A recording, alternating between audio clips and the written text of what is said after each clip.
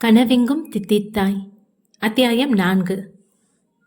காலையில் எழுந்த ஜெஸ்ஸிக்கு ஜெகனிடமிருந்து மெசேஜ் வர அதை திறந்து பார்க்கவும் குதூகலத்துடன் அவன் அழைத்திருந்த இடத்திற்கு செல்ல தயாரானாள். அரை மணி நேரத்தில் குளித்து ரெடியாகி அறையிலிருந்து வெளியே வந்தாள். காலையில எங்கம்மா கிளம்பிட்ட? ஜோசப் கேட்க, பா ஃப்ரெண்டை பார்க்க போறேன்பா. ஃபர்ஸ்ட் சாப்பிட்டுட்டு கிளம்புமா, ரோசி சொல்ல. நான் போறதே ஹோட்டலுக்கு தான்மா, அங்க போய் சாப்பிட்டுக்கிறேன். போய் சாப்பிடு, ஜோசப் சொல்ல. அதான் சொல்றேனே, இப்ப நான் ஹோட்டலுக்கு தான் போறேன், சொன்னதை செய். தந்தையின் வார்த்தையில் இருந்த கடினத்தில் கால்கள் அனிச்சையாக டைனிங் டேபிள் பக்கம் சென்றது. ரோசி சாப்பாடு எடுத்து வைக்க அமைதியாக அமர்ந்து சாப்பிட்டாள். ஜோசப் வந்து டைனிங் டேபிளில் அமர ரோசி அவருக்கும் பரிமாறி தானும் அமர்ந்து கொண்டாள். ஜோசப் தன் மகள் உணவருந்தி விட்டதை உறுதி செய்தவர் பேச ஆரம்பித்தார். நீ இனி எங்கேயோ வெளியே போகக்கூடாது என கடுமை மாறாமல் கூற, என்னப்பா என அதிர, உன்னை பாக்குறதுக்கு இன்னைக்கு ஈவினிங் சாலமன் அங்கிள் ஃபேமிலியோட வராரு. அவர் ஈவினிங் தானே வராரு, நான் தான் அதுக்கு முன்னமே வீட்டுக்கு வந்துருவேனே. அந்நேரம் காட்வினும் ரெடியாகி தனது அறையிலிருந்து வந்தவன் அவர்களுடன் அமர்ந்து சாப்பிட ஆரம்பித்தான். என்னப்பா பேச்சு ரொம்ப சுவாரஸ்யமா போயிட்டு இருக்க மாதிரி தெரியுது. இன்னைக்கு சாலமன் வரான். அவர் மட்டும்தான் வராரா என தன்னை மறந்த ஆர்வத்தில் உளர புன்னகைத்த ரோசி, இல்லடா, உன்னோட சாராவையும் கூட்டிட்டு ஃபேமிலியோட தான் வராரு. சாராவும் படிப்பை முடிச்சுட்டான், ஸ்டீஃபன் இந்தியா வந்திருக்கான். ஸோ நாம உங்களோட என்கேஜ்மெண்ட் இந்த மந்தே நடத்தி ஆகணும். வாட், என்கேஜ்மெண்டா? யாருக்கு, யார் கூட? ஜெஸ்ஸி அதிர்ந்தாள். நீ எதுக்கு இவ்வளோ ஷாக் ஆகுற? நாம முன்னாடியே பேசி வச்சது தானே, சாராக்கும் காட்வினுக்கும் அப்புறம் உனக்கும் ஸ்டீஃபனுக்கும் தான். எனக்கு இதுல விருப்பம் இல்ல. உன்னோட விருப்பத்தை இங்க யாரும் கேட்கல, காட்வின் சொல்ல. அண்ணா, எல்லாம் தெரிஞ்சு நீயே இப்படி பேசலாமா? எல்லாம் தெரிஞ்சதால தான் உறுதியா சொல்றேன். என்னால ஜெகனை தவிர யாரையும் மேரேஜ் பண்ணிக்க முடியாது. அதுக்கு அவன் உயிரோட இருந்தா தானே. அண்ணா என கத்த அடுத்த நொடி அவளின் கன்னத்தில் அறைந்தான் காட்வின். ஜோசப்பும் ரோசியும் விஷயம் என்னது என்று தெரிந்ததால் அவனை தடுக்கும் எண்ணமில்லாமல் அமைதியாக இருந்தனர். ஜெஸ்ஸி வலி தாங்காமல் அழ, உனக்கு தெரியலடா, நீ எப்படிப்பட்ட மோசமானவனை சூஸ் பண்ணிருக்கன்னு. இல்ல, அவரை ரொம்ப நல்லவரு, நீங்க தான் ஏதோ தப்பா புரிஞ்சு வச்சிருக்கீங்க. நாங்க தப்பா புரிஞ்சு வச்சிருக்கோமா? அவனோட லட்சணத்தை நாங்க நேத்தே கண்டுபிடிச்சிட்டோம். அது மட்டும் போலீஸ் கைக்கு போயிடுச்சுன்னு வை, அடுத்த நிமிஷமே என்கவுண்டர்ல போட்டு தள்ளிடுவாங்க. என்னடா சொல்ற? ஜோசப் கேட்க, ஆமாம்பா, எங்களோட ஃப்ரெண்டு பிரவீனோட அண்ணா பிரதாப் அப்புறம் மகேஷோட கசின் சோனியா 2 பேரையும் கொண்டது அந்த ஜெகன் நாய் தான்ப்பா. இல்ல இல்ல, இது நிஜமா இருக்காது. என்னோட ஜெகன் கொல்ற அளவுக்கு மோசமானவர் கிடையாது, அது நிச்சயமா நிஜமா இருக்காது. நிஜம்தான்ப்பா. இனி ஜெஸ்ஸி இந்த வீட்டை விட்டு வெளியில எங்கேயும் போகக்கூடாது. முக்கியமா அந்த ஜெகன் கண்ணுல இவ படவே கூடாது. அப்புறம் இந்த விஷயம் நம்ம வீட்டை விட்டு வெளியில கசியக்கூடாதுப்பா என கடுமையாக சொன்னவன் ஜெஸ்ஸியின் போனை புடுங்கி தன் பாக்கெட்டில் போட்டவன் தன் அலுவலகத்தை நோக்கி சென்றான். தன் தமையனின் பேச்சை நம்ப முடியாமல் திகைத்து நின்றிருந்தாள் ஜெஸ்ஸி. தர்ஷினி வழக்கத்துக்கு மாறாக கொஞ்சம் சுறுசுறுப்புடனேயே வேலைக்கு கிளம்பினாள். தனது ரூமிலிருந்து ரெடியாகி வெளியில் வந்தவள் கூடத்தில் இருந்த தந்தையின் பக்கத்தில் சென்று அமர்ந்தாள். என்னம்மா, இன்னைக்கு ரொம்ப சந்தோஷமா இருக்க மாதிரி தெரியுது. ஆமாப்பா, நான் இன்னைக்கு ரொம்ப சந்தோஷமா தான் இருக்கேன். அப்படி என்னம்மா நடந்துச்சு? நேத்து என்னோட பாஸுக்கு ஒரு ஐடியா சொன்னேன், அது ஒர்க் அவுட் ஆயிடுச்சு. ஐடியா ஒர்க் அவுட் ஆயிடுச்சா? என்னம்மா, கொஞ்சம் புரியுற மாதிரி சொல்லு. எங்க பாஸ் இருக்காருல்ல, மகேஷ் சார். ஆமா இருக்காரு. அவர் நேற்றுக்கு ஒரு டீட்டெயில்ஸ் தேடி கிடைக்கவே இல்லப்பா. அதுக்கு நான் ஒரு ஐடியா சொன்னேன்னா அது ஒர்க் அவுட் ஆயிடுச்சு. அப்படி என்ன தேடி கிடைக்கல? ஏதோ 3 வருஷம் முன்னாடி தொலைஞ்சு போன போன்ல உள்ள டீட்டெயில்ஸ் தான் தேடிட்டு இருந்தாங்க. அப்படி என்னது அவ்வளோ முக்கியமா அந்த டீட்டெயில்ஸு? எனக்கும் தெரியலப்பா. ஆனால் நான் சொன்ன ஐடியா ஒர்க் அவுட் ஆயிடுச்சுன்னு ரொம்ப ஹாப்பியாக சொன்னாங்க. அதனால நானும் ஹாப்பி. 2 பேரும் அங்கே என்ன வாயாடிக்கிட்டு இருக்கீங்க? சாப்பிட வாங்க, அன்னலக்ஷ்மி அழைக்க. வரேம்மா, நீயும் வா தர்ஷி. அப்பா, இன்னைக்கு சோடா பீம் நம்ம வீட்டுக்கு வரலையா? நான் என்னைக்கும் அவன் கூட தானே இருந்து சாப்பிடுவேன். அவங்க எல்லாரும் ஹாஸ்பிட்டல்லேருந்து காலையில் தான் வீட்டுக்கு வந்தாங்க. சோர்வா படுத்திருப்பாங்க போல. அதான் சோடா பீமை எழுப்ப ஆள் இல்லாமல் உறங்கி கிடப்பானா இருக்கும். ஓ சரி, நான் அப்போ அவனை வந்து பார்த்துக்கிறேன். எனக்கு மனசுக்கு இப்போதான் திருப்தியா இருக்கு. புள்ளத்தாச்சி பொண்ணு தனியா இருந்து கஷ்டப்படுவாளோன்னு நினைச்சேன். புது உயிர் வந்து குடும்பத்தை ஒன்று சேர்த்துருச்சு என்று அனலட்சுமி சொல்ல. ஆமாம்மா, அமுதாக்கு இந்த நேரத்துல கட்டாயம் ஆள் துணை வேணும். என்னதான் நாம பெத்த புள்ள போல பார்த்துக்கிட்டாலும் சிவாக்கு அவன் அம்மா அப்பா இல்லாத ஏக்கம் மனசுக்குள்ள இருக்கதானே செய்யும். இப்போ எல்லாம் ஒரு முடிவுக்கு வந்துருச்சு. ஒன்னா சேர்ந்து சந்தோஷமா இருக்கட்டும். சரிப்பா, நான் சாப்பிட்டு முடிச்சுட்டேன், வேலைக்கு டைம் ஆயிடுச்சு, நான் கிளம்புறேன் என்றவள் தாய் தந்தையரிடமிருந்து விடை பெற்று தன் அலுவலகம் நோக்கி விரைந்தாள். மகேஷின் வீட்டில் வசந்தன் குடும்பம் உட்பட அனைவரும் டைனிங் டேபிளில் அமர்ந்திருந்தனர். அந்நேரம் அலுவலகத்திற்கு கிளம்பிய மகேஷ் அவர்களுடன் உணவருந்த அமர்ந்தான். கனிகா வழக்கம் போல அவனையே பார்த்து கொண்டிருந்தாள். மகேஷ் எதையும் கண்டு கொள்ளாமல் தன் வேலையை பார்த்து கொண்டிருந்தான். இன்னைக்கு நாங்க நம்ம வீட்டுக்கு போறோம் வனிமா, வசந்தன் ஆரம்பித்தார். இவ்வளவு சீக்கிரமா எதுக்கு போனோம்? இன்னும் 2 நாள் இங்க தங்கிட்டு போலாமே, வெங்கடேஷ் சொல்ல. இல்ல அண்ணா, நாங்க வந்தே 1 வாரம் ஆயிடுச்சு. வீட்டை சுத்தப்படுத்துற வேலையும் முழுசா முடிஞ்சிடுச்சு. அதனாலதான் கிளம்பலான் இருக்கோம், அமுதா சொல்ல. பக்கத்திலே தானே இருக்க போறோம், எப்ப பார்க்கணும்னு தோணுதோ அப்ப இங்க வந்துக்கிறோம், வசந்தனும் சொல்ல. சரி மா, நீங்க ரெடியாவுங்க, கொஞ்சம் வெளியில போகணும், மகேஷ் தன் தாயிடம் சொல்ல. எங்கப்பா? ஜுவல்லரி ஷாப் வரைக்கும் போகணும். ஜுவல்லரி ஷாப்புக்கா? உன்னோட அம்மாவுக்கு தான் ஏகப்பட்ட நகை இருக்கே. அம்மாவுக்கு இல்லை, அப்போ யாருக்கு? என்ன வாங்க போற? தர்ஷினிக்கு ஏதாவது ப்ரெசென்ட் பண்ணணும். இதை கேட்ட வசந்தன் குடும்பத்தாருக்கு பேரதிர்ச்சியாக இருந்தது. வனிதாவுக்கும் வெங்கடேஷுக்கும் தன் மகனின் பதிலில் அதிர்ச்சியாக தான் இருந்தது. இதுவரை எந்த பெண்ணையும் தன்னிடம் நெருங்க விடாதவன் இன்று ஒரு பெண்ணுக்காக கிஃப்ட் வாங்க முனைந்தவனை நினைக்கையில் அவர்களாலேயும் நம்ப முடியவில்லை. மகேஷ் ஒரு பொண்ணுக்கு ஜுவல்ஸ் பிரசன்ட் பண்ண போறானா என்று எண்ணுகையில் கனிகாவுக்கு கோபம் எல்லையை கடந்தது. வாட்? நீ எதுக்கு அவளுக்கு பிரசன்ட் பண்ணணும்? My wish. என்னப்பா இது, உனக்கு கீழே ஒர்க் பண்ற பொண்ணுக்கு இந்த மாதிரி கிஃப்ட் பண்றது நல்லாவா இருக்கு? வசந்தன் கேட்க. இதுல என்ன நல்லா இல்ல, எனக்கு புரியல. எதுக்கு அவளுக்கு கிஃப்ட் கொடுக்கணும்னு நினைக்கிறேன்? வெங்கடேஷ் கேட்க. ஒரு ப்ராஜெக்ட்ல யூஸ்ஃபுல்லான ஒரு ஐடியா சொன்னா, அதுக்காக நீ பிரசன்ட் பண்ணணுமா? அது அவளோட வேலை தானே, இது கொஞ்சம் ஓவர் தானே, அமுதா கேட்க. நான் யார்கிட்டயும் ஒப்பீனியன் கேட்கல. தர்ஷினின்னா நேற்றுக்கு ஹாஸ்பிட்டல்ல பார்த்தோமே, சிவா பையன் கூட, அந்த பொண்ணுகிட்ட மட்டும்தான் ஒட்டிக்கிட்டே இருந்தான். அந்த பொண்ணா? வனிதா கேட்க. ஆமாம்மா, நீங்க கிளம்பிருங்க, நான் 2 மினிட்ஸ்ல வந்துடுறேன் என்றவன் எழுந்து தனது அறையை நோக்கி சென்றான். போகும் அவனையே கோபத்துடன் பார்த்திருந்தனர் வசந்தன் குடும்பத்தார். என்ன நடந்தாலும் அந்த கிஃப்ட் தர்ஷினி கையில் போகக்கூடாது என்று கனிகா முடிவெடுத்து அலுவலகம் நோக்கி சென்றாள். அலுவலகம் வந்த தர்ஷினி தனது வேலையை செய்து கொண்டிருக்க அந்நேரம் யாரும் வந்திருக்கவில்லை. சிறிது நேரம் கழித்து காட்வின் வந்தான். நேற்றைய நாள் தர்ஷினியின் ஐடியா செயல்பட்டதில் காட்வின் அவளின் திறமையை மெச்சி அவனுக்கு அவள் மேல் ஒரு தனி மரியாதையே உண்டானது. இருவரும் ஒரு ஸ்நேக புன்னகையை பரிமாறிக்கொண்டு தத்தமது வேலையில் மூழ்கினர். 1 மணி நேரம் கடக்க மகேஷும் வந்து சேர்ந்தான். குட் மார்னிங் சார், தர்ஷினி சொல்ல. குட் மார்னிங், இந்தா இது உனக்கு தான். என்ன சார்? வாங்கிக்கோ, நீயே பிரிச்சு பாரு. தர்ஷினி பார்சலை வாங்கி பிரித்து பார்த்தவள் கண்கள் விரிய நின்றிருந்தாள். எதுக்கு இவ்வளோ ஷாக்கா நிக்கிற? காட்வின் கேட்க. சார், இது எனக்கு வேணாம். வாட்? இல்ல வேணாம் சார், இது ரொம்ப காஸ்ட்லியா இருக்கும் போல. நீ நேத்து எங்களுக்கு செஞ்ச உதவிக்கு ஒரு சின்ன கிஃப்ட் தான், சோ மறுக்காம நீயே வச்சுக்கோ, மகேஷ் சொல்ல. அப்படி என்னடா அந்த பார்சல்ல இருக்கு? சார் நீங்களே பாருங்களேன் சார் என்றவள் பையை அவனிடம் கொடுத்தாள். Wow, diamond necklace. நீயாடா இது செலக்ட் பண்ண? சூப்பரா இருக்கு. நோ, அம்மா தான் செலக்ட் பண்ணாங்க. வச்சுக்கோமா. அது சார் என்ன தயங்க, இது உனக்காக மகேஷ் வாங்கினது, உன்கிட்ட தான் இருக்கணும் என்றவன் ஏன் அவளிடமே கொடுக்க தர்ஷினியும் அதற்கு மேல் மறுக்க முடியாமல் வாங்கிக் கொண்டாள். சிறிது நேரத்தில் மகேஷிற்கு பிரவீனின் தந்தை கமலக்கண்ணனிடமிருந்து போன் வந்தது. Hello uncle. மகி, உடனே வீட்டுக்கு வர முடியுமாப்பா? என்னாச்சு அங்கிள், எதுக்கு இப்போ இவ்வளோ டென்ஷனாக பேசுறீங்க? இங்க பிரவீனோட நிலைமை ரொம்ப மோசமா இருக்குப்பா. வாட்? என்னன்னே தெரியல, ரூம்ல உள்ள திங்ஸ் எல்லாம் எடுத்து உடச்சி பைத்தியம் மாதிரி ரியாக்ட் பண்ணிட்டு இருக்கான். நாங்க எவ்வளவோ தடுத்தோம், அவனை தடுக்க முடியல. நான் உடனே வரேன். என்னடா ஆச்சு? பிரவீன் நார்மலா இல்லடா, நாம இப்பவே அங்க போகணும் என்றவர்கள் பிரவீனின் வீட்டை நோக்கி விரைந்தனர். தர்ஷினி 3வது தளத்தில் அவள் மட்டுமே தனியாக இருந்து தனது வேலையை பார்த்து கொண்டிருந்தாள். கனிகா கேண்டீனுக்கு செல்ல அந்நேரம் ஒருவர் ரிசப்ஷனிடம் வந்து மகேஷ் சாரை காண வேண்டும் என்று கூற ரிசப்ஷனிஸ்ட் மகேஷ் அலுவலகத்தில் இல்லை என்று கூறினாள். அப்போது வந்தவர் காட்வின் அல்லது பிரவீன் இருவரை சந்திக்க கேட்க அவர்களும் அலுவலகத்தில் இல்லை என்று கூறினாள்.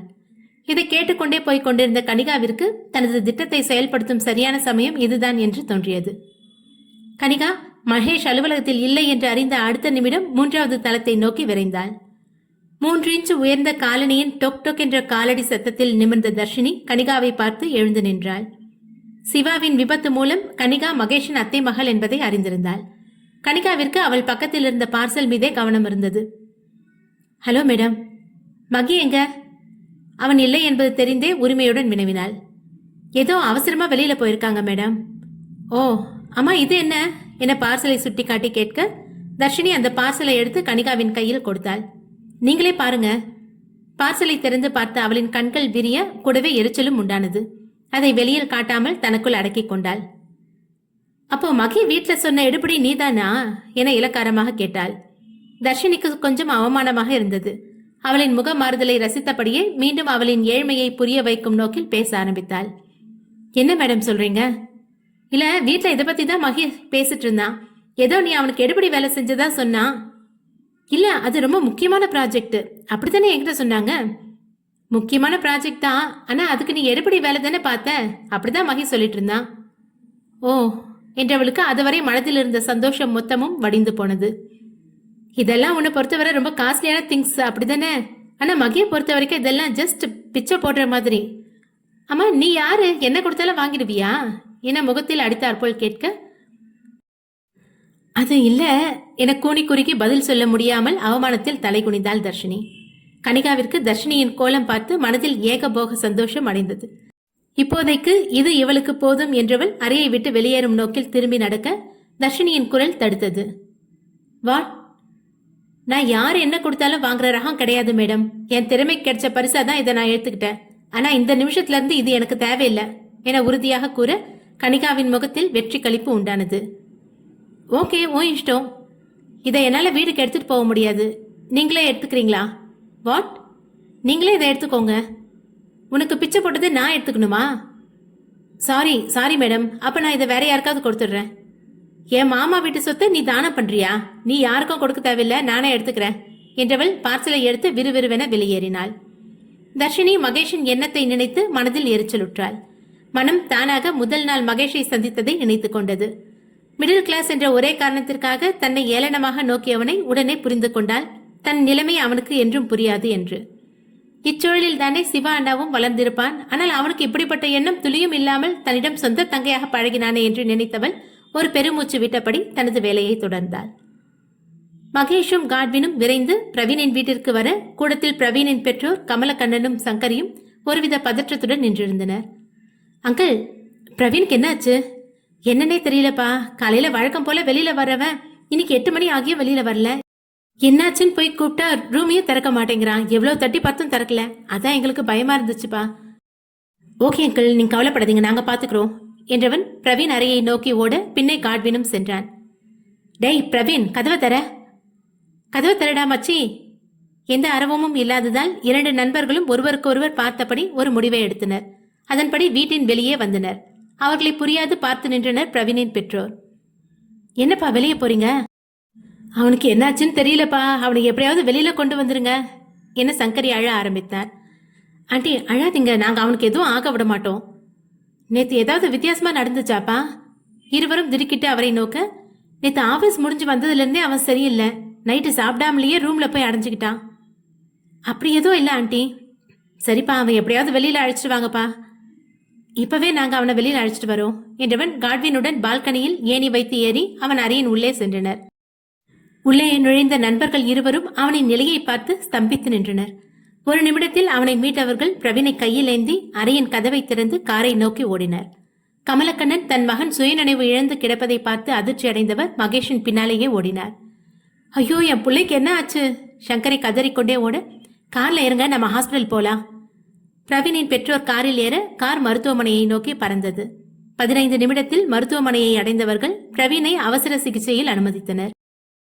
இப்பவாவது சொல்லுங்க, என்னாச்சு? கடைசியா 3 வருஷத்துக்கு முன்னாடியே அவன் அண்ணனை இழந்தப்போ இப்படிதான் அடிக்கடி சுயநினைவு இல்லாம மன அழுத்தத்துல கஷ்டப்பட்டான். உங்களுக்கு தெரியாது எதுவும் இல்ல. அவனை மீட்டெடுக்க எங்களுக்கு 1 வருஷம் ஆச்சு. மறுபடியும் அவனுக்கு என்ன ஆச்சு? அங்கிள், எதுவும் இல்ல. திடீர்னு பிரதாப் அண்ணாவோட ஞாபகம் வந்திருக்கலாம். பிரவீனுக்கு எதுவும் ஆகாதுல்ல. ஏற்கனவே நான் ஒரு புள்ளையை இழந்துட்டேன். அவனுக்கு எதுவும் ஆகாது. நீங்க கொஞ்சம் ரிலாக்ஸ்டா இருங்க. 10 நிமிடங்கள் கழிய பிரவீன் அறையிலிருந்து டாக்டர் வெளியே வந்தார். டாக்டர், அவனுக்கு ஒன்றும் இல்லையே? ஒன்றும் இல்லை, பயப்படாதீங்க. கொஞ்சம் டிப்ரெஷன்ல இருந்திருப்பார் போல, அதான் மயங்கிட்டாரு. இப்போ ஒரு குழப்பமும் இல்லை, நீங்க போய் பார்க்கலாம். தேங்க்யூ டாக்டர் என்றவர் பிரவீனின் அறையின் உள்ளே சென்றார். அவரை தொடர்ந்து சங்கரியும் நண்பர்களும் உள்ளே சென்றனர். படுக்கையில் சோர்ந்து போய் சுயநினைவின்றி கிடக்கும் நண்பனை பார்க்க இருவருக்கும் மனம் வலிக்கத்தான் செய்தது. சங்கரியும் கமலக்கண்ணனும் பிரவீன் அருகிலேயே சோர்ந்து போய் அமர்ந்திருந்தனர். நண்பர்கள் இருவரும் கொஞ்ச நேரத்தில் வெளியே வந்து இருவருக்கும் காஃபியை வாங்கி கொடுத்து பருக வைத்தனர். மகேஷ் அறையை விட்டு வெளியேற அவன் பின்னே காட்வினும் வந்து வெளியே அமர்ந்தான். என்னடா, உன் போன் அடிக்கடி வைப்ரேட் ஆயிட்டே இருக்கு. இது என்னோட போன் இல்ல மச்சி, தங்கச்சியோடது. நீ எதுக்குடா அவளோட போனை எடுத்துட்டு வந்த? காலையில ஜெகனை மீட் பண்ண கிளம்பிட்டா, அதான் கோவத்துல அவளை அடிச்சு போனை பிடுங்கிட்டேன்.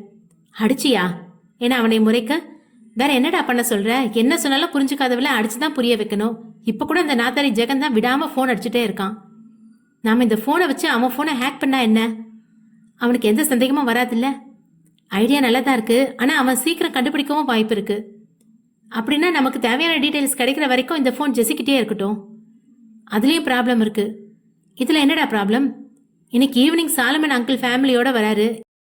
எப்படியும் இன்னும் 1 மந்த்துக்குள்ளே எங்களோட என்கேஜ்மெண்ட் இருக்கும். இப்படி இருக்கும்போது இவன் இந்த ஜெகன் கூட பேசிட்டு இருந்தா அவனோட லைஃப் தான் ஸ்பாயில் ஆகும். அப்போ சாராவோட படிப்பு முடிஞ்சிடுச்சா? ஆமா மச்சி. கங்க்ராட்ஸ்டா. தேங்க்ஸ் மச்சி. அப்போ இந்த ஃபோனை நம்மக்கிட்டே இருக்கட்டும். ஜெஸ்ஸி யூஸ் பண்ற மாதிரி நம்ம யூஸ் பண்ணணும். அப்ப நாமளும் அவனை லவ் பண்ணுமா? வாட்? சும்மா காமெடிக்கு மச்சி. பிரவீன் இல்லாத குறைய நீ நல்லா தீர்த்து வைக்கிறடா. சரி வா, நம்ம ரூமுக்கு போவோம். இன்னும் கொஞ்ச நேரத்தில் அவன் கண் முழிச்சிருவான். தர்ஷினி சோர்ந்து போய் அலுவலகத்திலிருந்து வர அவளின் வாடிய முகத்தை பார்த்த அன்னலட்சுமி ஏதோ சரியில்லை என நினைத்து அவளிடம் பேச வர தாயை தவிர்த்து தன் அறையில் அடைந்து கொண்டாள். பாட்டி பாட்டி, சோட்டா பீம் அழைக்க, வாடா கண்ணா. தர்ஷி எங்க? அவளோட ரூம்ல தான் இருக்கா, போய் பாரு. ஓகே பாட்டி என தலையை ஆட்டியவன் தர்ஷினியின் அறையை நோக்கி ஓடினான். தர்ஷி! இவனது சத்தத்தில் அறையை திறந்தவள் அவனை அள்ளி இடுப்பில் அமர்த்தி கொண்டாள். சோட்டா பீம், நேத்துலேருந்து உன்னை பார்க்கவே முடியலடா. நான் காலையிலேயே வந்தேன், நீ எனக்கு சாப்பாடு ஊட்டாமலே ஆஃபீஸ்க்கு போயிட்ட. அப்புறம் அண்ணன் பாட்டி தான் எனக்கு சாப்பாடு ஊட்டினாங்க. அப்போ இன்னைக்கு உன்னோட வீட்டில் இருந்து நீ சாப்பிடலையா? இல்லை. உன்னோட கிராண்ட்பா உனக்கு சாப்பாடு ஊட்டலையா? ஊட்ட வந்தாங்க, ஆனால் நான் இங்கே ஓடி வந்துட்டேன். அட பாவி, பாவம் இல்லடா அவங்க.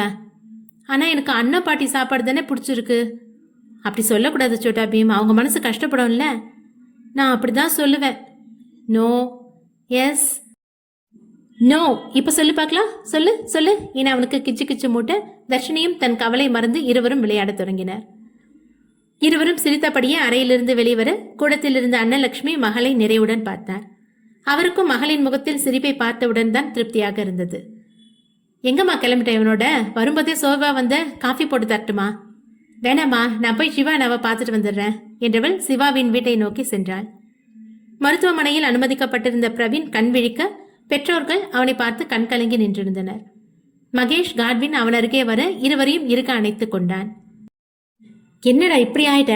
நாங்க எவ்வளவு வாட்டி சொல்லிவிட்டோம், புரிஞ்சுக்கவே மாட்டியாடா? அம்மா அப்பாவை பாடுறா, எப்படி மனசை ஒடிச்சு போயிட்டாங்க. சாரிடா, என்னால என்ன கண்ட்ரோல் பண்ண முடியலடா. என்னடா ஆச்சு உனக்கு? கமலக்கண்ணன் கேட்க, உனக்காக தான்டா நாங்க உயிரை கையில பிடிச்சிட்டு இருக்கோம். உன்னை இந்த கதியில பாக்குறதுக்காவாடா? என்னால முடியலடா என அழ, மா ப்ளீஸ் அழாதீங்கம்மா. சங்கரை அழுதாவது உன் உடம்ப கெடுத்துக்காத, அதான் அவனுக்கு ஒன்றும் இல்லையே என ஆறுதல் படுத்தினார் கமலக்கண்ணன். அங்கிள், 2 மினிட்ஸ் வெளியே இருக்கீங்களா? நாங்க இவனோட கொஞ்சம் தனியா பேசணும். சரிப்பா, அவனுக்கு நீங்களாவது சொல்லி புரிய வைங்க என்றவர் தனது மனைவியுடன் வெளியே போடப்பட்டிருந்த நாற்காலியில் அமர்ந்தார். இடியட், உனக்கு நாங்க சொன்னா புரியாதா? மகேஷ் கத்த. சாரிடா மச்சி. உனக்கு எவ்வளவு ஃப்ரஸ்ட்ரேஷன் இருக்கோ அதெல்லாம் அப்படியே கோவமா மாத்தி வச்சுக்கோ. இன்னும் கொஞ்ச நாள் அந்த பரதேசி கதையை நம்ம முடிக்க போறோம். ஆமாண்டா மச்சி, என் கையாலேயே அவனை அடிச்சு கொல்லணும் என கண்கள் சிவக்க ஆக்ரோஷமாக கூற, ரிலாக்ஸ்டா. நாம இந்த எவிடன்ஸை சிவா கிட்ட கொடுக்கலாமா? நோ, அவனுக்கு எக்காரணம் கொண்டும் இந்த எவிடன்ஸ் கிடைக்கக்கூடாது. என்னடா சொல்ல வர? பிரவீனோட நிலைமையை பார்த்தல்ல, அப்போ சிவாவோட நிலைமை எந்த மாதிரி இருக்கும்னு யோசிச்சு பாரு. ஸோ நாம தான் இதை ஹேண்டில் பண்ணணும். இல்லடா, இது சிவாக்கும் கட்டாயம் தெரியணும். தெரிஞ்சுதான் பேசுறியா நீ? இந்த எவிடன்ஸ் அவன்கிட்ட காட்டினா பைத்திய மாதிரி எதிர எவன் வந்தாலும் கொண்டு போட தயங்க மாட்டான். ஏற்கனவே அவனுக்கு அவனாலதான் சோனியா இறந்து போயிட்டான்னு குற்ற உணர்ச்சி வேற இருக்கு. அப்படின்னா நாம எல்லாத்தையும் முடிச்சுட்டு அப்புறம் அவனுக்கு சொல்லலாம். அவனுக்கு கட்டாயம் எல்லாம் தெரியணும். சரி, அதை அப்புறம் பார்த்துக்கலாம். நீ உன்னோட உடம்ப பார்த்துக்கோ. எனக்கு அவசரமா வீட்டுக்கு போகணும். அப்படி என்னடா அவசரம்?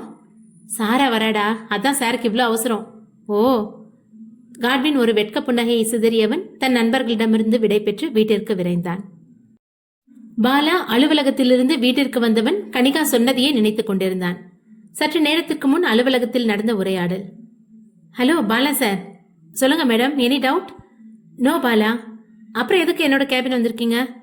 உங்ககிட்ட கொஞ்சம் பர்சனலா பேசணும். பர்சனலா? எஸ். கேண்டீன் வரைக்கும் போலாமா?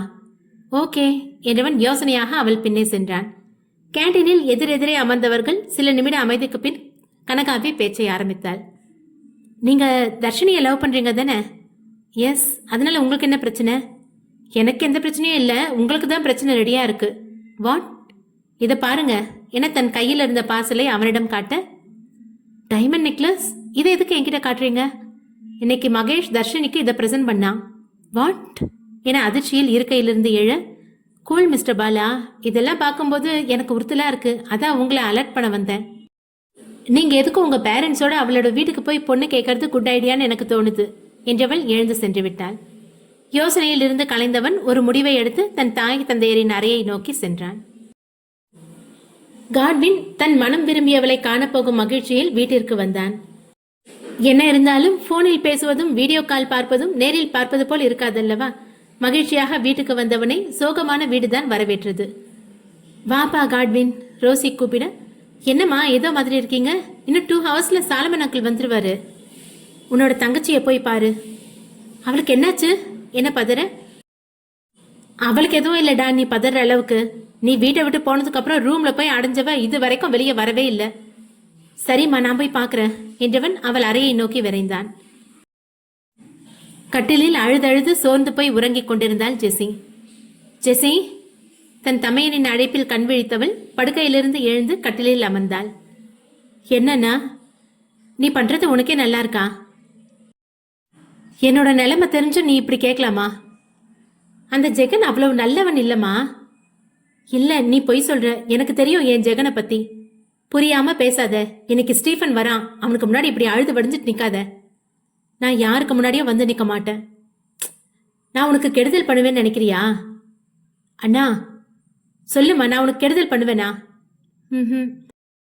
அப்புறம் ஏன் நான் சொல்றத நீ நம்ப மாட்டேங்கிற? நான் அவனை உண்மையா லவ் பண்ணி தொலைச்சிட்டேனே, என்னால உடனே மனசை மாத்திக்க முடியலையே என விம்மி அழத் தொடங்கினாள். தன் தங்கை மனம் நொந்து அழுவதை பொறுக்காமல் அவளை ஆறுதலாக அணைத்து கொண்டான். எனக்கு உன்னோட சந்தோஷம் ரொம்ப முக்கியம். ஆனா அது அந்த ஜெகனால ஒரு நாளும் உனக்கு கொடுக்க முடியாது. நான் எது செஞ்சாலும் உன் நல்லதுக்கு தான் செய்வேன். ஸ்டீஃபன் ரொம்ப நல்ல பையன், உன்னை நல்லா பாத்துக்குவான். ஆனா அண்ணா, ஜெகனுக்கு தெரிஞ்சா? அவனை நான் பாத்துக்கிறேன், நீ ஃப்ரெஷ்ஷாகி ரெடியா இரு அண்ணா என மறுபடியும் அழத் தொடங்க அவளை முயன்று சமாதானப்படுத்தி ஒரு வழியாக தன் வழிக்கு கொண்டு வந்திருந்தான். தர்ஷினி சோட்டா பீமை கொஞ்சியவாறே சிவாவின் வீட்டிற்குள் வந்தாள். வாமா தர்ஷி, வரதன் வரவேற்றார். அப்பா, இப்போ சிவா எனக்கு எப்படி இருக்கு? அப்படியேதாமா இருக்கான், ரூம்ல இருக்கான், போய் பாரு. சாரிப்பா என்றவாறு சிவாவின் அறையை நோக்கி சென்றாள்.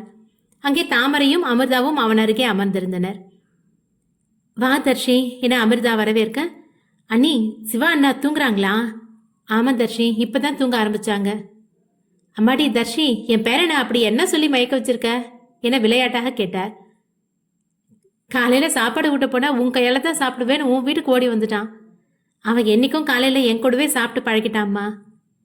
ஆனா இன்னைக்கு நீ எனக்கு சாப்பாடு ஊட்டாமலே போயிட்ட சோட்டா பீம் சொல்ல. அப்போ சாப்பிட்டேன்னு சொன்னியடா? ஆமா, அண்ணன் பாட்டி எனக்கு ஊட்டி விட்டாங்க. கொஞ்ச நாள் போட்டோமா, உங்க கூடயும் இவன் நல்லா பழகுவான். அது எனக்கு பிரச்சனை இல்லடா. இவன் உங்க கூட இருக்க அந்யோன்யத்தை பார்க்கும்போது கொஞ்சம் ஏக்கமா இருந்தாலும் அவன் மேல நீங்க இவ்வளோ பாசத்தோட இருக்கிறத பார்த்தா சந்தோஷமா தான் இருக்கு.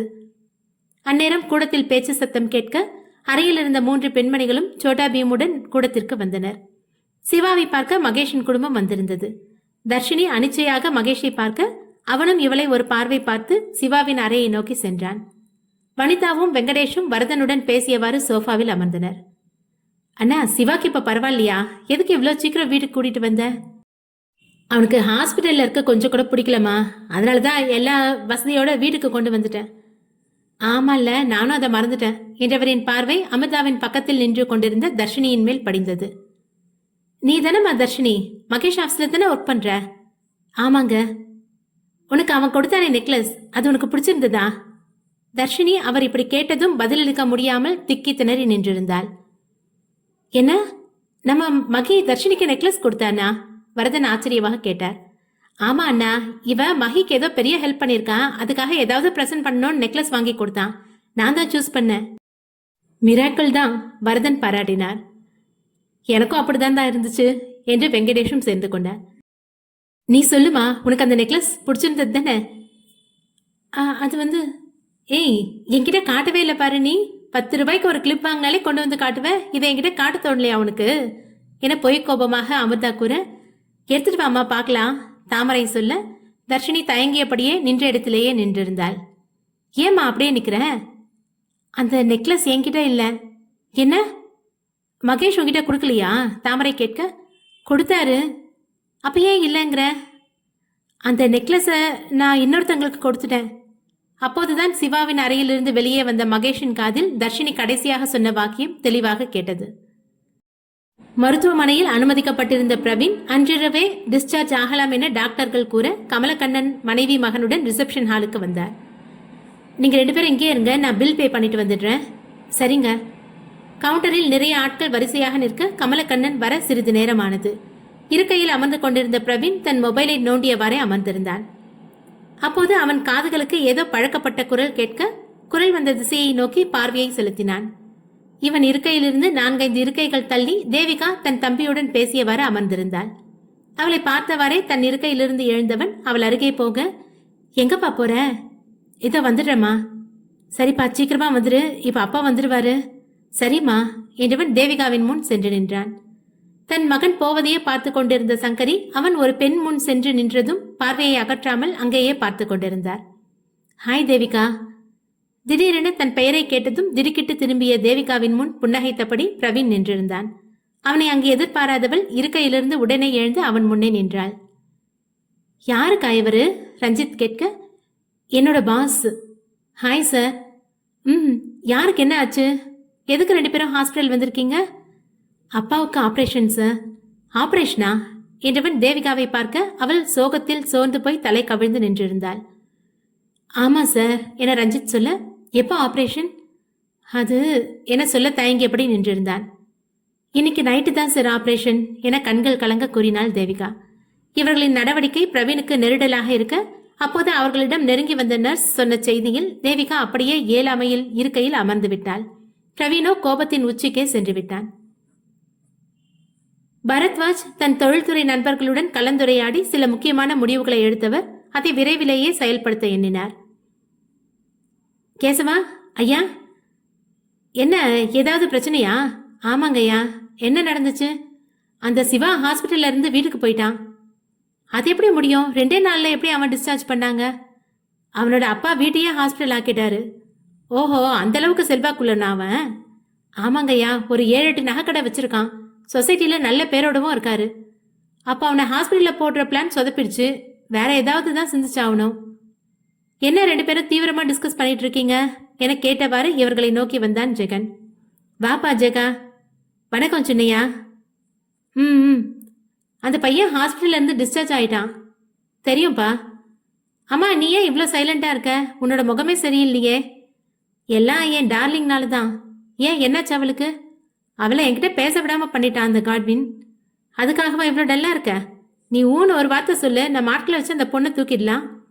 நோ, அவளுக்கு நம்மளை பத்தி எதுவும் தெரியாது. என்ன ரொம்ப நல்லவன் நினைச்சிட்டு இருக்கா. இப்ப போய் நம்ம ஆட்களை இதுல இறக்குனா என்னை விட்டு ஒரேடியா போயிடுவா. என்னால அவளை எந்த சூழ்நிலையிலையும் விட்டு கொடுக்க முடியாது. அப்ப என்ன பண்ணலான்னு இருக்க? எனக்கே தெரியலப்பா. என்னடா நீயே எப்படி சொன்னா எப்படிரா?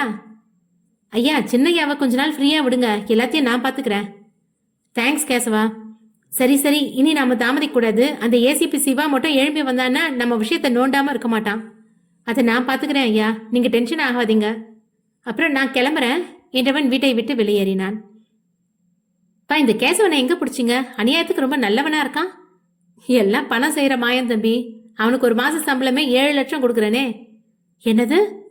நம்மளோட எல்லா ரகசியமும் அவனுக்கு தெரியும். அதனால யாருக்கும் அவன் விலை போயிடக்கூடாது இல்ல. அதுக்காக தான் அவனுக்கு இவ்வளோ சம்பளம் கொடுத்து பக்கத்திலே வச்சிருக்கேன். ஓகே, அதுவும் ரைட்டு தான். தர்ஷினி மகேஷ் அளித்த நெக்லஸை இன்னொருவருக்கு கொடுத்ததாக சொல்லியதை கேட்டுக்கொண்டே அவ்விடம் வந்தான் மகேஷ். யாருக்குமா கொடுத்த? அது உனக்காக நான் பார்த்து பார்த்து செலக்ட் பண்ணது. தர்ஷினி அமைதியாக இருக்க, என்ன தர்ஷி அமைதியா நிக்கிற? நீ இப்படி பண்ற ஆள் இல்லையே அமிர்தா கேட்க. ஒருத்தங்க ஆசையா தந்ததை இன்னொருத்தங்களுக்கு நீ எப்படிடா கொடுக்கலாம்? தாமரையும் கேட்க. என்னமோ நடந்திருக்கத்த, அதான் அவ அதை ஏத்துக்கல. அமிர்தாவும் சொல்ல, உன்கிட்ட என்ன சொல்லி கொடுத்த என கம்பீரமாக கணீர் குரலில் மகேஷ் கேட்க அனைவரும் அவன் குரலில் திடுக்கிட்டு அவன் புறம் திரும்பினர். அது சார். திக்கி திணறாம சொல்லு. ஏய், உன்னதான் கேட்குறேன். நீங்க கோவப்படாதீங்க மகி. ஆஃபீஸில் என்னமோ நடந்திருக்கு, அதனால தான் தர்ஷி இப்படி ரியாக்ட் பண்ணிட்டு இருக்கா. அமிர்தா சமாதானப்படுத்தினாள். மகேஷ் டிவியை ஆன் பண்ண, நீ எதுக்குப்பா இப்போ டிவி போடுற? நீ வாமா தர்ஷினி, இங்க வந்து உட்காரு. வெங்கடேஷை அழைக்க தர்ஷினி தயங்க வனிதா எழுந்து சென்று அவளின் கையை பிடித்து தன் அருகே அமர்த்தி கொண்டார். அந்நேரம் சிவாவை பார்க்க கனிகாவின் குடும்பமும் அங்கே வந்து சேர்ந்தது. மகேஷ் டிவியை ஆன் பண்ணியவன் அதில் தன் போனை இணைத்தான். அவனது நடவடிக்கையை பார்த்தவர்கள் எதுவும் புரியாமலே நின்றிருந்தனர். வனிதா தர்ஷினியை அழைத்து வந்து தன் அருகில் அமர்த்தி கொண்டார். அந்நேரம் கனிகா பெற்றோருடன் சிவாவை பார்க்க வீட்டிற்குள் வந்தாள். வனிதாவின் பக்கத்தில் உட்கார்ந்திருந்த தர்ஷினியை பார்க்க பார்க்க கனிகாவிற்கு வயிறு எறிந்தது. அவளை முறைத்தவாறே வந்தவள் அவளுக்கு எதிரே இருந்த சோஃபாவில் அமர்ந்து கொண்டாள். சிவா எப்படி இருக்காமா? வசந்தன் அமிர்தாவை பார்த்து கேட்க, நல்லா இருக்காங்க, இப்போ டேப்லெட் போட்டதால தூங்கிட்டு இருக்காங்க. பரவாயில்லம்மா, ரெஸ்ட் எடுக்கட்டும் என்றவர் தன் மகளுடன் அமர்ந்து கொண்டார். மகி, என்னடா பண்ற? வெங்கடேஷ் கேட்க, 1 மினிட் வெயிட் பண்ணுங்கப்பா. ஏன்பா, ஏதாவது முக்கியமான ப்ரோக்ராம் போடுறாங்களா? தாமரை கேட்க, மகி டிவியில் போடுற ப்ரோக்ராம்லாம் எதுவும் பார்க்க மாட்டானே. வனிதா சொல்ல, எல்லாரும் எப்பவும் ஒரே மாதிரி தான் இருப்பாங்களா என்ன? அது போலதான் மகிக்கு இப்போ டிவி பார்க்கலான்னு தோணி இருக்கும். அப்படித்தானே மகி என அமுதா கேட்க, இருக்கும் இருக்கும் என வசந்தனும் ஒத்துதினார். அடுத்த நொடி கனிகாவின் கணீர் குரல் கேட்க அனைவரும் டிவியை பார்த்தனர். அதில் மகேஷின் அலுவலகத்தில் தர்ஷினிக்கும் கனிகாவிற்கும் நடந்த உரையாடல் ஒளிபரப்பாகிக் கொண்டிருந்தது. கனிகா திடுக்கிட்டு அதை பார்க்க தர்ஷினி ஆச்சரியமாக பார்த்து கொண்டிருந்தாள். பிரவீன் தேவிகாவிடம் பேசிக் கொண்டிருக்க சங்கரி தன் மகனையே பார்த்து கொண்டிருந்தாள். அப்போது ஒரு நர்ஸ் தேவிகாவை நோக்கி வந்தார். நீ தானே பேஷண்ட் ராம் கூட வந்தவங்க? ஆமாங்க, அப்பாவுக்கு என்ன ஆச்சு? உங்ககிட்ட எத்தனை வாட்டி சொல்லி அனுப்புறது? ஏற்கனவே 2 நாள் நீங்க அட்மிட் பண்ணதுக்கு காசு கட்டல. இப்ப அவரோட நிலைமை ரொம்ப மோசமா இருக்கு. ஐயோ, அப்பாவுக்கு எதுவும் ஆகலாரு தானே? ரஞ்சித் கேட்க, நீங்க எதுக்கு அவர் இங்க அழைச்சிட்டு வந்தீங்க? உங்க தகுதிக்கு ஏத்த மாதிரி சின்ன ஹாஸ்பிட்டல் போய் பார்க்க வேண்டியது தானே? டாக்டர் என்ன பிடிச்சி திட்டுறாரு.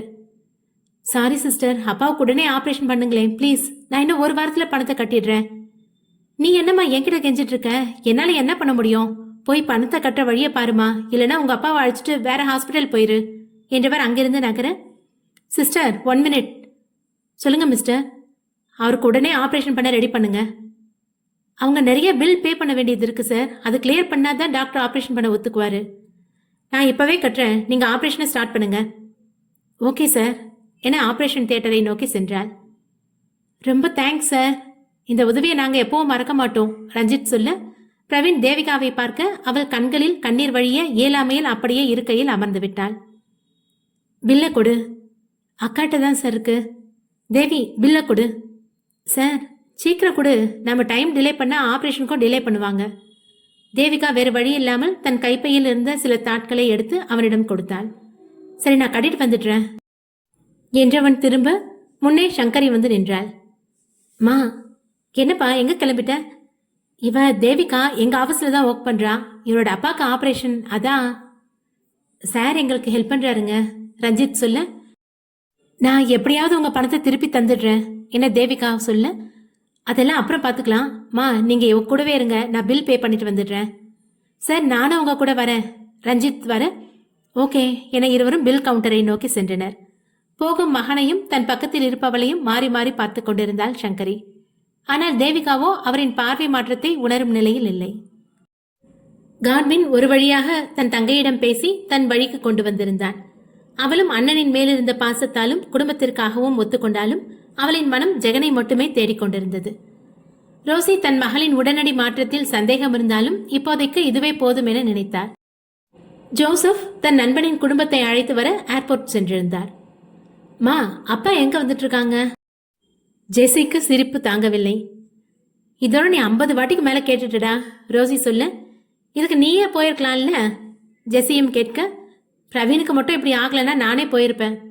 சரி சரி புலம்பாத, இன்னும் 10-15 நிமிஷத்துல வீட்டுக்கு வந்துடுவாங்க. ஓகே, நான் போய் ரெடி ஆகிட்டு வந்துடுறேன். நீ தான் ஏற்கனவே ரெடி ஆயிருக்கேடா ஜெசி சொல்ல, ஆமாம்ல, நான் மறந்துட்டேன். சில நிமிடங்கள் கடக்க வீட்டின் முன் கார் ஹாரன் சத்தம் கேட்டது. காட்வின் வெளியே ஓட அவன் பின்னே சிரித்தவாறு ரோசியும் ஜெசியும் விருந்தினரை வரவேற்க சென்றனர். வாங்க அண்ணா. வாங்க அண்ணி. ரோசி வரவேற்றாள். என்னம்மா, நல்லா இருக்கியா? நல்லா இருக்கேண்ணா, வாங்க உள்ள போய் பேசிக்கலாம். அனைவரும் உள்ளே வர காட்வின் சாராவின் கையை பிடித்தவாறு அழைத்து வந்தான். ஜெசி ஸ்டீஃபனை ஒரு புன்னகையோடு வரவேற்றதோடு சரி, அதற்கு மேல் அவனிடம் பேச அவள் அணுகவில்லை. பெரியவர்கள் பேசியபடியே இருக்க காட்வின் சாராவை தனது அறைக்கு அழைத்து சென்றான். பெரியவர்கள் சிரித்தபடி ஜெசி ஸ்டீஃபன் ஜோடியை பார்க்க அவர்கள் இவர்களுடனேயே அமர்ந்து கொண்டனர். நம்ம 2 பொண்ணுங்களும் படிப்பை முடிச்சிட்டாங்க, நாம நினைச்சது கூடிய சீக்கிரம் நடக்க போகுது என புன்னகைத்தவாறே கூறினார். ஆமா, எனக்கும் என் பிள்ளைங்க கல்யாணத்தை பார்க்க ஆசையா தான் இருக்கு, கிறிஸ்டினா சொல்ல. சீக்கிரமாவே வச்சிடலாம். இந்த மாசம் சின்னதா ஒரு என்கேஜ்மெண்ட் வச்சிடலாமா? எனக்கு ஓகே. பா அங்கிள், எதுவாக இருந்தாலும் இன்னும் 2 மந்த்துக்குள்ள முடிச்சு ஆகணும். ஆமா ஜோசப், இவனால் நிறைய நாள் கம்பெனிக்கு லீவ் போட முடியாது. இப்ப கூட இவனோட பெஸ்ட் ஃப்ரெண்ட் கிட்ட தான் கம்பெனியை ஒப்படைச்சிட்டு வந்திருக்கான். நீ என்னம்மா சொல்ற ஜெசி? உங்க விருப்பப்படியே பண்ணிடலாம் அங்கிள். நீ எப்போ எங்க வீட்டுக்கு மருமகளா வருவேன்னு இருக்குடா தங்கம். ஸ்டீஃபன், உங்ககிட்ட நான் கொஞ்சம் தனியா பேசணும். ஜெசி அழைக்க ரோசியும் ஜோசப்பும் தன் மகளை கலவரத்துடன் பார்க்க அவள் ஸ்டீஃபனை அழைத்து அவள் அறைக்கு சென்று கொண்டிருந்தாள். என்ன நீ, உங்க முகம் திடீர்னு வாடி போயிடுச்சு? கிறிஸ்டினா ரோசியிடம் கேட்க, அதெல்லாம் ஒன்றும் இல்லை அச்சோ, நான் மறந்தே போயிட்டேன். பேசிட்டே இருங்க, நான் காஃபி எடுத்துட்டு வரேன். அடியே, நாம இன்னும் கொஞ்ச நாள்ல கல்யாணம் பண்ணிக்க போறோம். என்னால் நம்பவே முடியல. எனக்கு எவ்வளோ சந்தோஷமா இருக்கு தெரியுமா? எனக்கும் தான். காட்வினும் சாராவும் பேசிக் கொண்டிருக்க அந்நேரம் கதவு தட்டப்பட அறையின் வெளியே ரோசி காஃபி கப்புடன் நின்றிருந்தாள். 2 பேரும் காஃபி குடிச்சிட்டு கீழே வாங்க, உங்ககிட்ட முக்கியமான விஷயம் பத்தி பேச வேண்டியிருக்கு. Okay aunty. உனக்கும் சேர்த்து தான்டா. நீ என்ன யோசனையில் நிற்கிற? நான் சொன்னது காதில் விழுந்துச்சா? என்னம்மா சொன்னீங்க? நீங்க போங்க ஆண்டி, நான் அவரை அழைச்சிட்டு வந்துடுறேன். சரிம்மா என்றவள் புன்னகையுடனே திரும்பி சென்றார். பிரவீன் தேவிகாவின் தந்தை ஆபரேஷனுக்கு பணத்தை கட்ட செல்ல சங்கரி போகும் மகனையும் தன் பக்கத்தில் இருந்த தேவிகாவையும் மாறி மாறி பார்த்து கொண்டிருந்தாள். உன்னோட அப்பாக்கு என்னம்மா பிரச்சனை? வயிற்றுல ஒரு கட்டி. ஓ ஆமா, உன் வீடு எங்க இருக்கு? ஜங்ஷன்ல இருந்து கொஞ்சம் தூரம் உள்ள போகணும். அந்த ஏரியா எனக்கு தெரியாதே. அது அங்க உங்களை மாதிரிப்பட்ட பணக்காரங்க எல்லாம் வரமாட்டாங்க. தயங்கியவாறே சொன்னவள் அவரின் முகத்தை பார்க்க, சரி அதை விட என் பையன் இதுக்கு முன்னாடி உன்கிட்ட பேசியிருக்கானா? அது ஏன் கேட்குறேன்னா, அவன் இது வரைக்கும் எந்த பொண்ணு கூடவும் பேசி நான் கேள்விப்பட்டதே இல்லை. பிரவீன் சார் மட்டும் இல்லை, அவரோட 2 ஃப்ரெண்ட்ஸும் ரொம்ப நல்லவங்க. ஒரு நாள் என்னோட ஃப்ரெண்டுக்கு உடம்பு முடியாமல் ஆஃபீஸில் இன்ஃபார்ம் பண்ணாமல் ஹாஸ்பிட்டல் போயிட்டோம். அப்போ தான் முதல்ல ஃபோன் போட்டு என்னன்னு கேட்டார். உன்னோட ஃப்ரெண்டா? அவளோட நேம் என்ன? தர்ஷினி. ஓ அந்த பொண்ணா? அவளை உங்களுக்கு தெரியுமா? பிரவீன் அடிக்கடி அவளோட நேம் சொல்லி கேட்டிருக்கேன். ரொம்ப திறமையான பொண்ணு, அப்படியே மகியை பார்க்குற மாதிரியே இருக்குன்னு சொல்லுவான். ஆமாங்க, அவளுக்கு ரொம்ப திறமை. எல்லாரும் ஒரு நாள் பண்ணுற வேலையை அவள் 2 மணி நேரத்தில் முடிச்சிடுவா. நானும் கேள்விப்பட்டிருக்கேன் அவளோட திறமை பற்றி.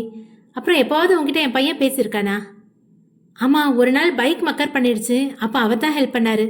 அவரை தான் என்னை வீட்டு பக்கமும் ட்ராப் பண்ணிட்டு போனாரு. சங்கரிக்கு ஒரு விஷயம் கிளியராக புரிந்துவிட்டது. தன் மகனின் மனதில் ஏதோ ஒரு இடத்தில் தேவிகா ஆழமாக பதிந்து விட்டாள் என்று. அவருக்கும் தெரியுமே தன் மகனை பற்றி. இதுவரை எந்த பெண்ணையும் ஏறெடுத்து பார்க்காதவன், தன் நண்பர்கள் வட்டத்திற்குள்ளேயே இருந்து கொள்பவன், இது தானாக முன்வந்து ஒரு பெண்ணுக்கு உதவி செய்யவும் அவன் மனநிலையை நன்றாக புரிந்து கொண்டார் சங்கரி. சிவாவின் வீட்டில் குடும்பத்தார் அனைவரும் குழுமி இருக்க கனிகா தர்ஷினியை இலக்காரமாக கூறி மகேஷ் பரிசளித்த நெக்லஸ் பாக்ஸை எடுத்து செல்வது வரை திரையில் ஒளிபரப்பான காட்சியை குடும்பத்தார் அனைவரும் அதிர்ச்சியுடன் பார்த்து கொண்டிருந்தனர். வசந்தனுக்கு ஐயோ, தன் மகள் இப்படி எல்லார் முன்னாடியும் அசிங்கப்பட்டு விட்டாளே என எண்ணியவாறு தலை கவிழ்ந்து உட்கார்ந்திருந்தார். அமுதாவுக்கு ஐயோ, தன் மகள் மகேஷின் மனதில் வெறுப்பை சம்பாதித்து விடுவாளே, அப்படியென்றால் தாங்கள் நினைத்தது ஒரு நாளும் நடக்காது என்றெண்ணி ஒருவித தவிப்புடன் அமர்ந்திருந்தார். கனிகா தான் அனைவரிடமும் மறைத்து வைத்திருந்த இன்னொரு முகம் வெளிப்பட்டு விட்டதே, இதிலிருந்து எப்படி மீளப் போகிறோம் என மிரட்சியுடன் நின்றிருந்தாள்.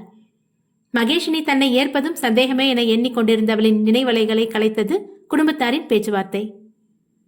கனிகா, நீ ஏமா இப்படி நடந்துக்கிட்ட? வனிதா கேட்க. அதுவும் இல்லாம அவளை எடுப்படின்னு கேவலமா வேற பேசியிருக்க, அமிர்தா கேட்க. மகேஷ்க்கு எவ்வளோ பெரிய உதவி அவ செஞ்சிருந்தா, அவனே அவளுக்கு கிஃப்ட் பண்ண நினைச்சிருப்பான். நீ அவளை மட்டும் கேவலப்படுத்தல, அந்த இடத்துல என் பையனையும் நீ அசிங்கப்படுத்தியிருக்க. அவன் சொன்னா நான் தர்ஷினிக்கு அவனுக்கு எடுப்படி வேலை பார்த்தான்னு. வாய்க்குசாம இப்படி போய் சொல்லியிருக்க. சொல்லி ஏன் இப்படி நடந்துக்கிட்ட? ஏன்னா நான் மகேஷை லவ் பண்றேன். Stop it idiot. நீ கோவப்படாதப்பா, ஏதோ சின்ன பொண்ணு தெரியாம பண்ணிட்டா. சமாதானப்படுத்த நினைத்த தாமரை, நீ மகேஷை லவ் பண்ற ஓகே, ஆனா எதுக்கு தர்ஷினியை அசிங்கப்படுத்துற மாதிரி பேசுன? உங்க எல்லாருக்கும் தெரியும் தானே மகேஷை பத்தி. இன்னை வரைக்கும் யாருக்காவது, அதுவும் ஒரு பொண்ணுக்கு கிஃப்ட் கொடுக்கணும்னு நினைச்சிருப்பானா? ஆனா இந்த மிடில் கிளாஸ் லேடிக்காக மகேஷ் கிஃப்ட் வாங்குறான். அதை பார்த்துட்டு எப்படி என்னால சும்மா இருக்க முடியும்? அதான் அது அவ கைக்கு போய் சேரக்கூடாதுன்னு அப்படி பேசினேன். Where is the necklace? சொல்லு. என் பேக்ல இருக்கு, வெளியே எடு. நான் வெளியே எடுன்னு சொன்னேன் என கண்ணீர் குரலில் கூற, இதற்கு மேல் அவன் கோபத்தை அதிகரித்தால் அடி நிச்சயம் என்று உணர்ந்த கனிகா தன் கைப்பையில் இருந்த நெக்லஸை எடுத்து அவனிடம் கொடுக்க, தன் இரு கைகளையும் பேண்ட் பாக்கெட்டில் வைத்து அவளையே வெறித்து பார்த்தான். இந்தா, உன் கையால தர்ஷினிக்கிட்ட கொடு. அதுவும் இல்லாம நீ அவகிட்ட மன்னிப்பு கேட்கணும். வனிதாவும் சொல்ல, இல்ல எனக்கு நீ இது வேண்டாம். தர்ஷினி மறுத்தாள். இது உனக்காக நான் வாங்கினது, சோ உன்கிட்ட தான் இருக்கணும். என்னோட தர்ஷியை இன்சல்ட் பண்ண இந்த கிஃப்ட் அவளுக்கு வானா, சோட்டாபீம் கூற, அனைவரும் மகேஷின் முழங்கால் அளவே இருந்த தர்ஷினியின் சோட்டாபீமை பார்க்க அவன் கனிகாவை முறைத்தபடி நின்றிருந்தான். அவனின் செயலில் அனைவருக்கும் இதுவரை இருந்த இறுக்கமான சூழ்நிலை மாறி சிறிய புன்னகை கொடுத்தது. ஆமா, என்னோட பையன் சொல்றது ரைட் தான். அது தர்ஷினிக்கு வேண்டாம், அமிர்தா சொன்னாள். வனிதாவுக்கு தன் மகன் முதலாக அதுவும் ஒரு பெண்ணுக்கு வாங்கிய பரிசு அவளுக்கு சென்றடையாததை நினைக்க வருத்தமாக இருந்தது. இச்சூழ்நிலையில் இதற்கு மேல் அவரால் எதுவும் பேச முடியவில்லை. ஆனால் மனதின் ஓரத்தில் இதை தர்ஷினி ஏற்க மாட்டாளா என்ற எண்ணமே ஆட்கொண்டிருந்தது. இவ்வளோ நடந்த அப்புறம் இது என் பொண்ணுக்கும் தேவையில்லை என்று அமுதா கனிகாவின் கையில் இருந்த நெக்லஸ் பாக்ஸை வாங்கி மேஜையின் மேல் வைத்தவர், நாங்க கிளம்புறோம் என்று கனிகாவின் கையை பிடித்து வீட்டை விட்டு வெளியேறினார். அவரின் பின்னே வசந்தனும் அனைவரிடமும் விடை பெற்று வெளியேறினார்.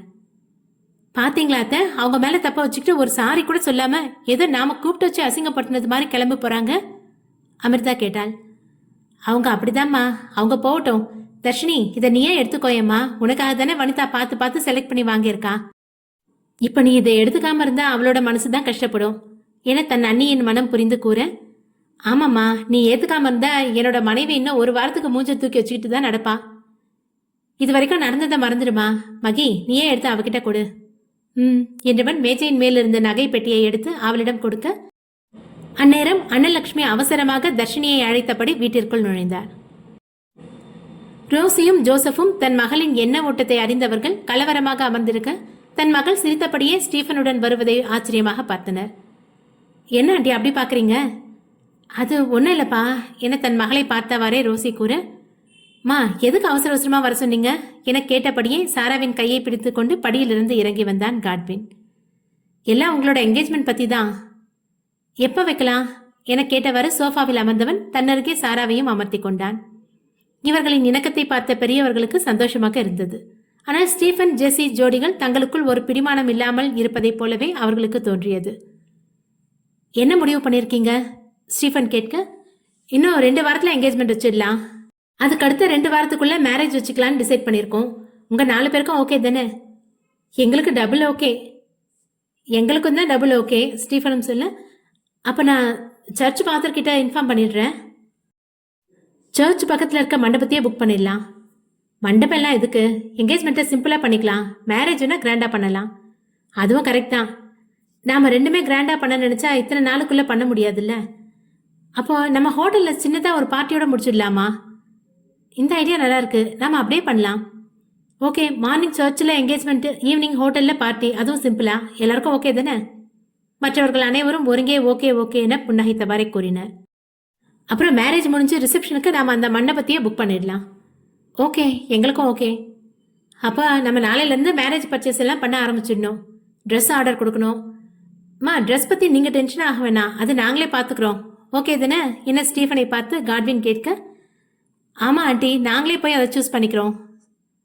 ட்ரெஸ் செலக்ட் பண்ணுறது மட்டும் உங்கள் வேலை இல்லைப்பா, மற்ற வேலைகளையும் இழுத்து போட்டு செய்யணும். பண்ணிடலாம் uncle. First relative address collect பண்ணணும், இன்விடேஷன் ரெடி பண்ணணும். தூரமாக இருக்கிறவங்களுக்கு மெயில் பண்ணிடலாம். இவர்கள் இப்படியே கல்யாணத்தை பற்றி பேசிக் கொண்டிருக்க, ஜெகனோ தன்னவளுக்கு என்ன பிரச்சனையோ ஏது பிரச்சனையோ என தன் மனதில் எண்ணியவன் உறக்கம் வராமல் மெத்தையில் புரண்டு கொண்டிருந்தான். அவனுக்கு மட்டும் இவள் வேறு திருமணத்திற்கு ஒத்துக்கொண்டது தெரிந்தால் என்ன செய்வானோ? அடுத்த எபிசோட் நாளை தொடரும். நன்றி.